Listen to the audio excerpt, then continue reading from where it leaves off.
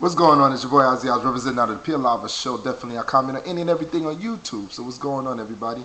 So I had to comment on the Patrice Oneal, the comment he was making about certain jokes um, that comedians say certain jokes, whether they're good jokes, bad jokes. Who knows if they're gonna be good or bad jokes? You know what I'm saying?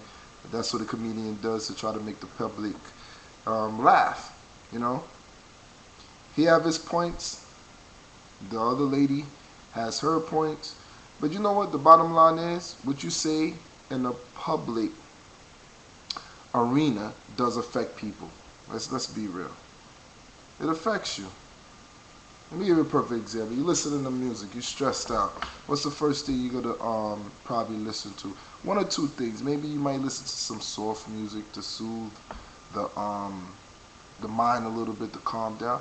And maybe you might listen to some hard music. When you listen to certain type of music, whether it's hip hop or rock and roll or heavy metal, and you start getting into the vibe, you start screwing up your face and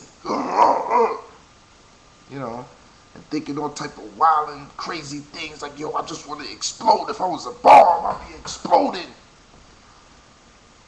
That's because what people say and what people hear affects them. You know? I mean, making a joke about rape and stuff like that, I mean, that ain't funny.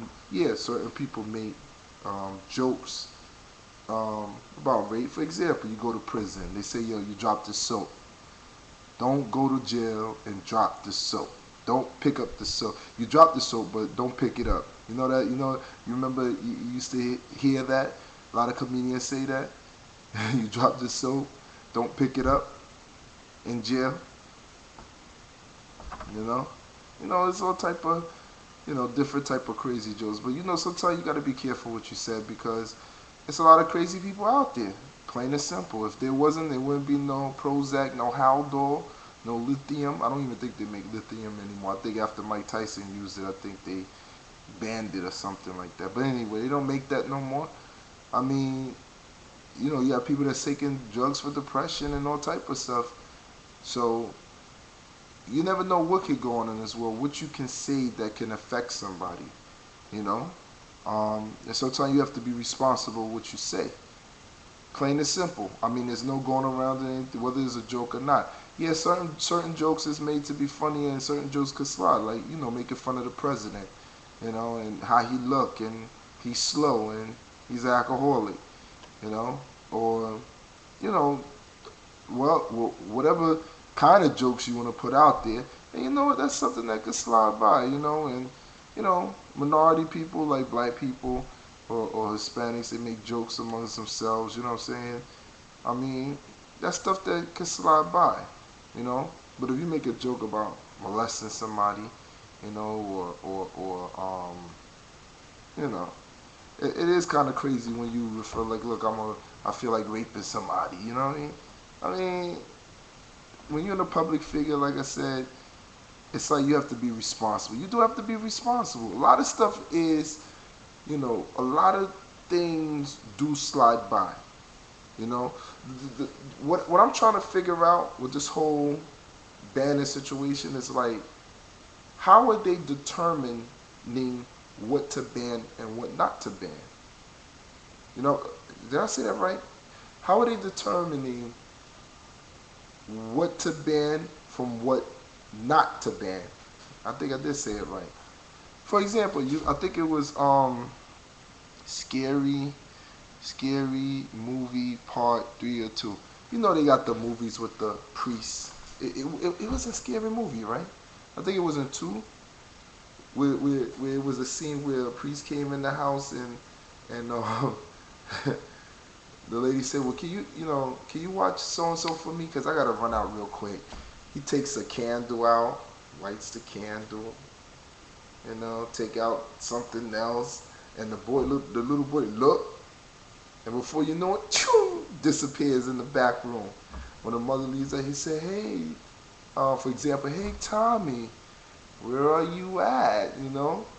So you know what that referred to, like the priest molesting these little boys in their, Catholic church or whatever church, you know what I mean?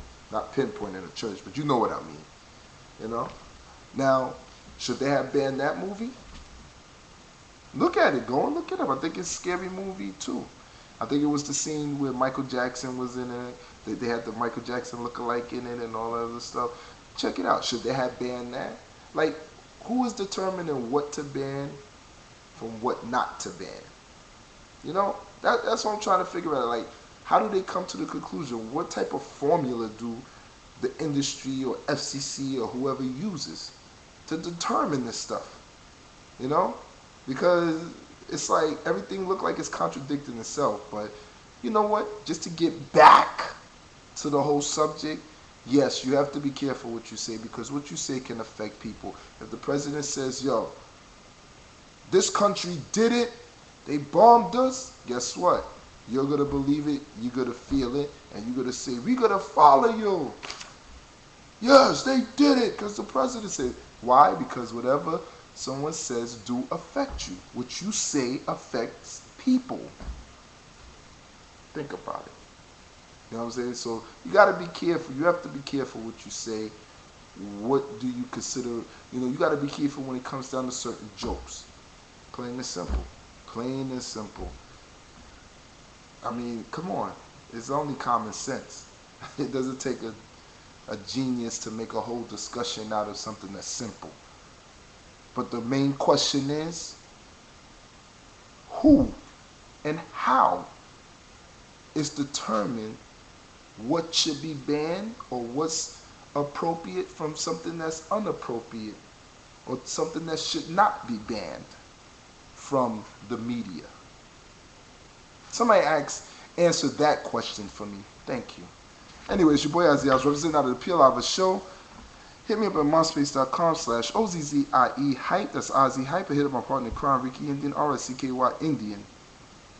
Or you can hit me up at 718-954-2629. I do get calls from all over the world, whether negative or positive. I appreciate everybody for calling me. I'm getting calls from all over especially, well, a lot from the United States and some from overseas. So I appreciate the comments or whatever. Like I said, I don't get paid for this. You could tell, but look how my camera look.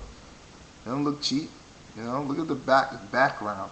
So having fun with it. I do host and do all type of stuff in the business per se, and I do have a job, a real job. Well, entertainment could be a real job, but a real job with a pension, that's and sick time. You know, a real good job. Anyway, hit me up at like I said, 718-954-2629. And like I always say, it is what it is. Live life to the fullest. Enjoy your life. And never, never, never, never, never give up. And smile, because it's good for the soul. Oh, boy.